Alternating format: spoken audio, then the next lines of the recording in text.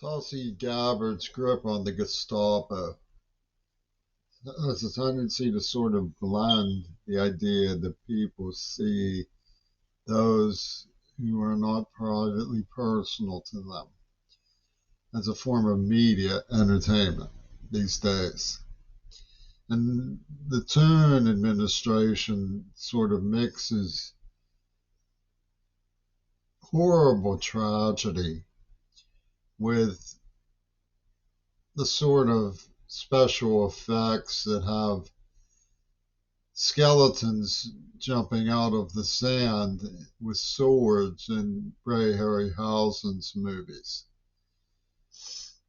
It's a strange mixture of adventure, triumphalism, and sadistic mania. What I want to talk about is my father's obvious murder by the Shapiro administration in Pennsylvania, whose religion allows them to forge names of their betters on bombs they drop on children in tents. They scribbled, "Don't know who" in the Green Party. I'm out in Seattle where the Green Party have poisoned me and used me in pussy ball and left indicators that they were involved in COVID and the rave massacres that have happened in Seattle and the Middle East. It's rigged for signifiers of their atrocity. Don't know who was a name that combined Donald, Ono, and Nosferatu. And the way that we know that Gwiner is working with Toon is in the shindig by which Shapiro's and Bernie Sanders slandered me by forging my name on the Lenin bomb, which was the burst and script of the AIDS attack, which they're keeping secret at Mar-a-Lago in the hopes of cashing in as part of their Harryhausen retrospective. Well, the reason we know that Gwiner worked with Toon and Nosferatu is, for one thing, the TikTok war was full of clicking heels of bitchy Asian babes, which is a trademark of Gwiner. But also, they plied a haughty from Milan. I mean, that's pretty telltale, to forge Leslie's name, use Leslie Katz to forge my name on one of Shapiro's more notorious bombs, which is the Burston bomb.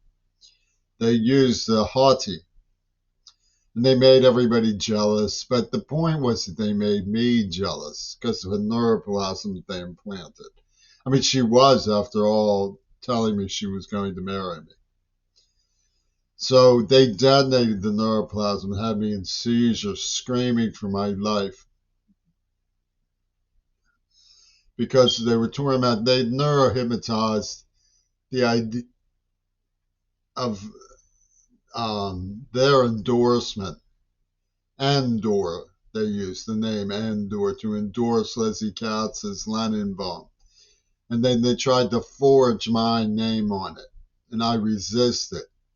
And they lied about what my letter of resistance said, which served and they called it a godsend because they got away with it. This was tied, by the way, to that old Madeline Kundera book, The Joke. And they tied the Salman Rushdie's Satanic Verses and Zappa's Jazz from Hell and the bongos of Get Your Yayas Out, Last Licks of the AIDS victims that they blew up the World Trade Center in a tribute to and released Anthrax.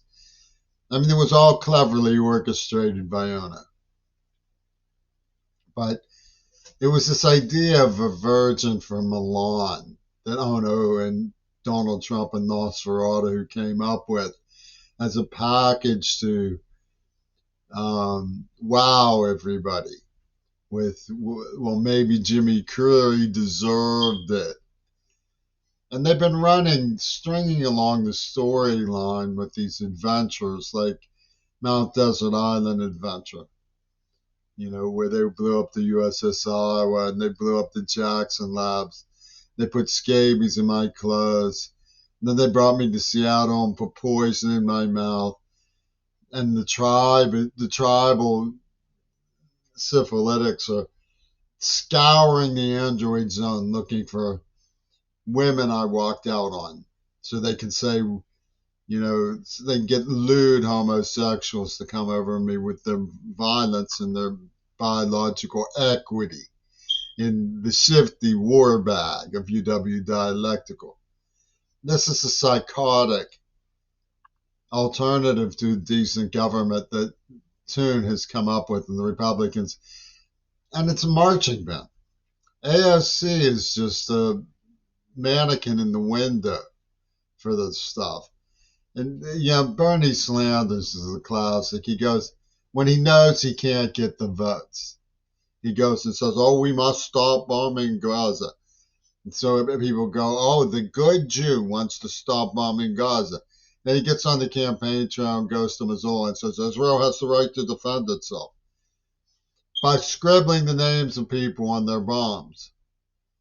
By forging my name on the Lenin bomb, Israel is defending itself because there's a virgin hottie from Milan who says, what's the inside joke on this one now?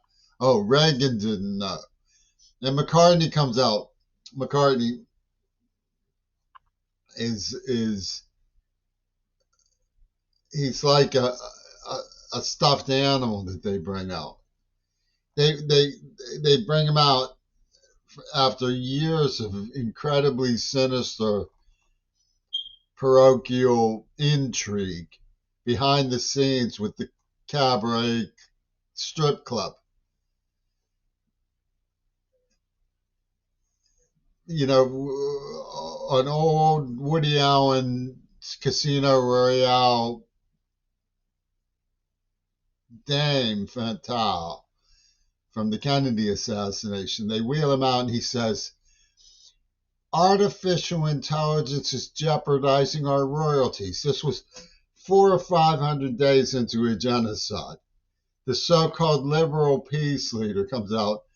They wheel him out and he says, artificial intelligence is endangering our royalties.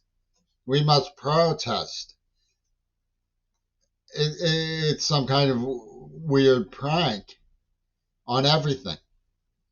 That the Gurdjieff Society got into the media system and just put up these talking automatons saying the most idiotic and outlandish things.